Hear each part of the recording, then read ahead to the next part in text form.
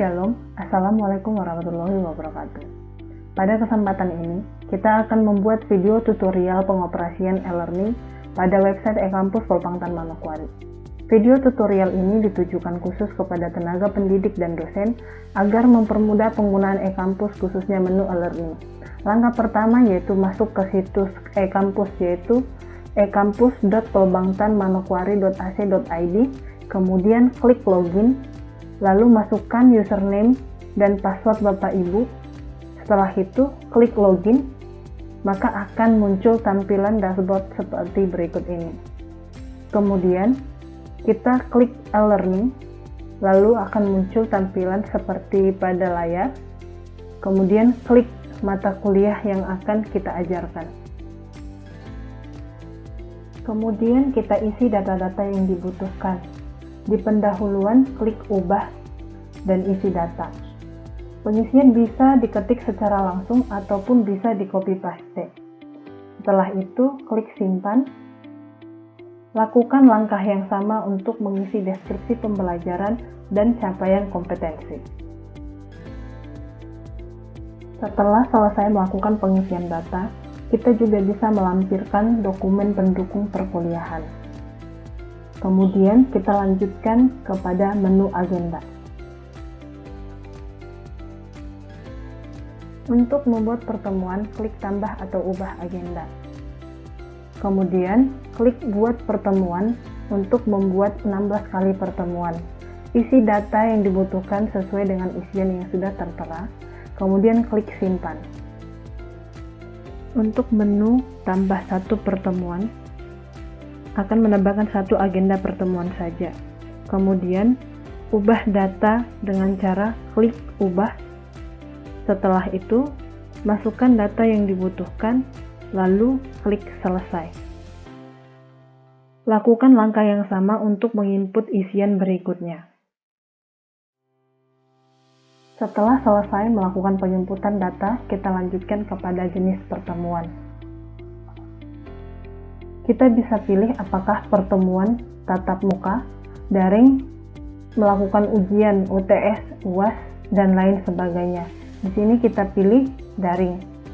Setelah itu, kita tentukan tanggal dan waktu pertemuan. Kita misalkan saja tanggal 2 bulan 8 2022, kemudian kita ubah jamnya, misalnya pada jam 20.00 sampai dengan jam 21.00. Setelah itu, kita klik selesai. Kemudian akan muncul tampilan seperti berikut. Klik tools catatan bila pada perkuliahan ini Bapak Ibu memiliki note atau info terkait mengenai materi perkuliahan. Kemudian untuk tools diskusi, jika Bapak Ibu ingin membuka forum diskusi. Kemudian untuk tools materi, digunakan untuk mengunggah materi atau bahan ajar dari Bapak Ibu. Materi di sini dapat berupa foto yang dapat langsung diambil dari kamera, rekaman layar, diambil dari materi sebelumnya, diupload materi ke dalam drive, tambahan link materi, ataupun diambil dari buku. Untuk tools audio, digunakan untuk mengunggah audio yang berkaitan dengan materi ajar. Audio di sini dapat berupa rekaman audio yang dilakukan secara langsung, mengambil audio yang telah diupload sebelumnya, dengan menambahkan link audio, ataupun dengan mengupload audio ke dalam drive. Kemudian untuk tools video, sama dengan tools audio tadi, dengan catatan file yang dapat diunggah itu maksimal 300 MB. Tools akses merupakan tools yang dapat digunakan untuk melihat siapa saja yang sudah mengakses agenda pertemuan yang kita buat.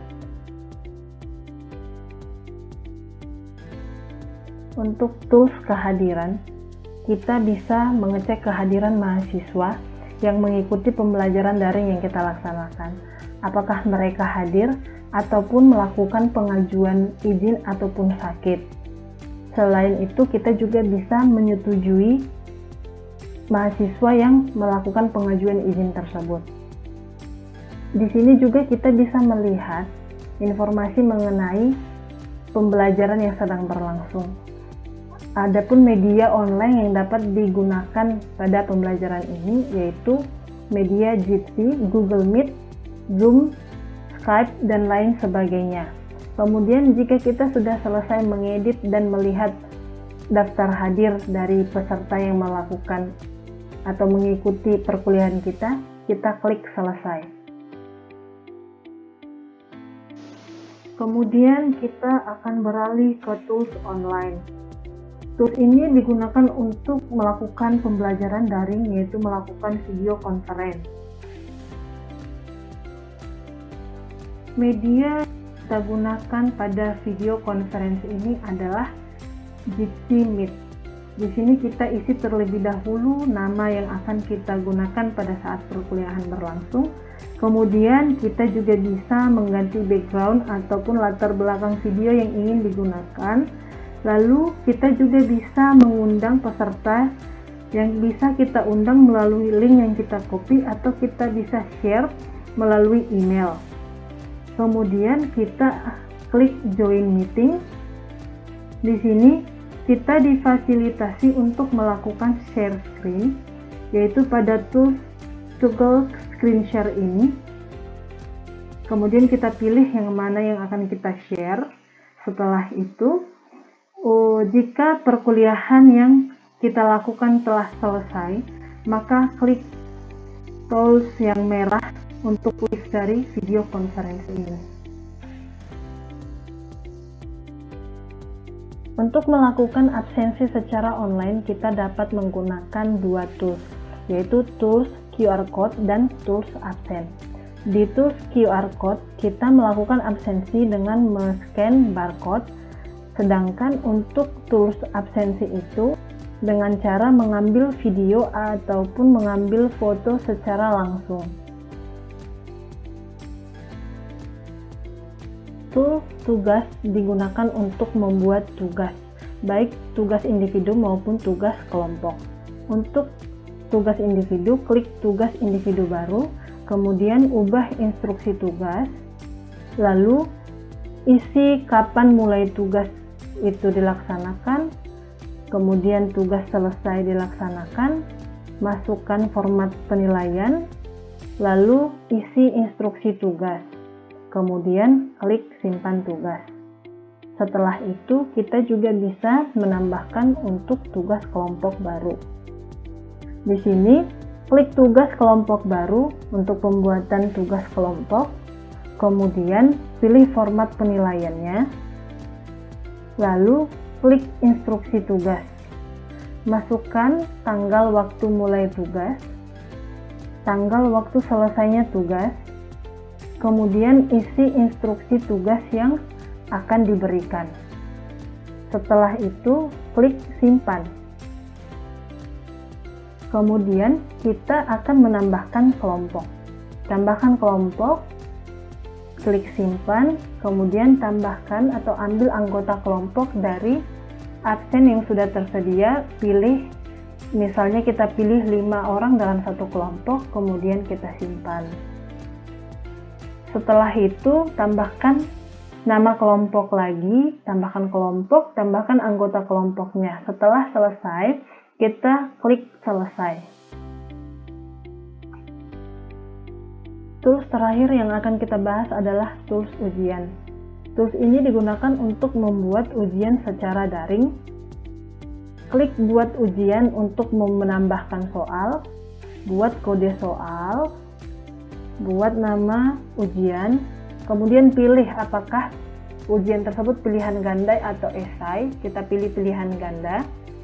Kemudian kita masukkan semua isian atau keterangan. Setelah itu kita klik simpan. Setelah itu baru kita masukkan soal yang ada dengan cara klik ke icon plus pada tampilan seperti itu, baru kita klik soal baru untuk menambahkan soal terbaru. Kita masukkan soal yang akan kita buat dalam kuis ini. Bisa kita ketik secara langsung ataupun bisa kita copy, kemudian klik jawaban soal. Setelah kita masukkan pilihan jawabannya, kemudian kita pilih jawaban yang mana yang benar. Setelah itu kita klik simpan. Selain menambahkan soal baru, kita juga bisa mengambil soal dari yang sudah pernah kita upload, yaitu caranya dengan klik menambahkan soal, terus kita pilih soal mana yang akan kita masukkan, kemudian klik simpan. Berikut merupakan tampilan dari template dari soal ujian yang kita download.